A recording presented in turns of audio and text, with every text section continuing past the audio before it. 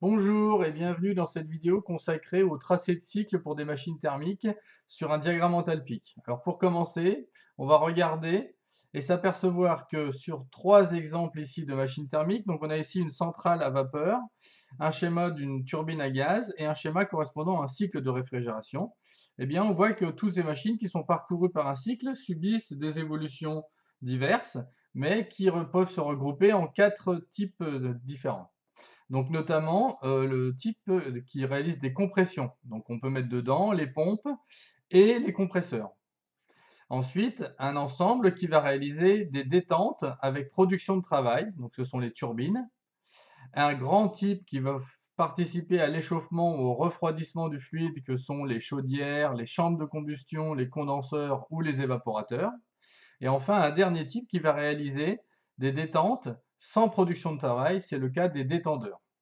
Alors, dans ces différents types, on va voir que leur tracé est assez simple, puisque par exemple pour les compressions et les détentes avec production de travail, puisque ces deux opérations se font assez rapidement, l'échange de chaleur en général est très infime, et on peut considérer dans le cas parfait que ces deux types-là sont ce qu'on appelle des adiabatiques, pas d'échange de chaleur, et réversibles s'il n'y a pas de frottement.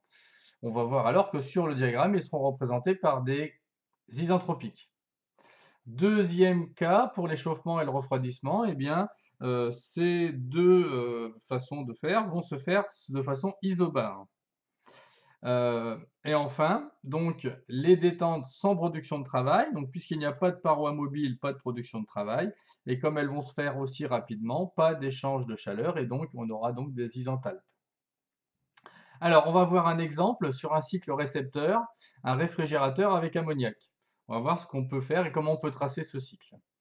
Alors, première chose, évidemment, en général, on va vous donner la pression ou la température correspondant à l'évaporation qui va se faire donc sur le niveau de basse pression. Donc, on vous donnera, donc par exemple ici, soit la température, donc moins 10 degrés, soit la pression 2,7 bar. Puisque c'est une iso bar ou une isotherme, ce sera une horizontale sur le diagramme, donc assez facile à tracer. Ensuite, on va pouvoir placer, en général, la ligne correspondant à la haute pression. Pareil, avec soit la température qui sera donnée, soit la pression. Donc ici, on a soit 31 degrés en température, soit 12 bars en pression. Donc pareil, une ligne horizontale puisque c'est une isotherme.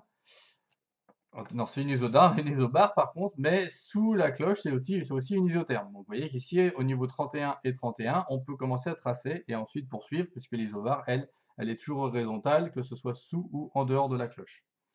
Alors ensuite, en général, on va vous donner ce qu'on appelle la surchauffe, hein. Donc qui se passe ici. En fait, la surchauffe, elle va servir à être sûr qu'on est dans une partie totalement vapeur pour pouvoir après passer dans le compresseur. Alors le compresseur, on l'a dit tout à l'heure, il va être facile à tracer. On va passer de la basse pression à la haute pression de manière isentropique, c'est-à-dire qu'on va suivre une des courbes bleues qui est sur le diagramme. Ensuite, on va placer le trait horizontal qui va correspondre à la condensation. Donc ça passe dans le condenseur. Alors une première étape ici qui va correspondre à ce qu'on appelle la désurchauffe. Donc la vapeur qui était surchauffée va baisser en température et à partir de ce point-là, évidemment, elle va commencer à se condenser avec l'apparition de la première bulle, première goutte de liquide, pardon, jusqu'au bout là-haut, où elle sera entièrement transformée en liquide. Et enfin, on procédera à un sous-refroidissement du liquide, donc qui va descendre en température. Donc tout ça se fait de façon isobare avec un échange de chaleur avec la source chaude.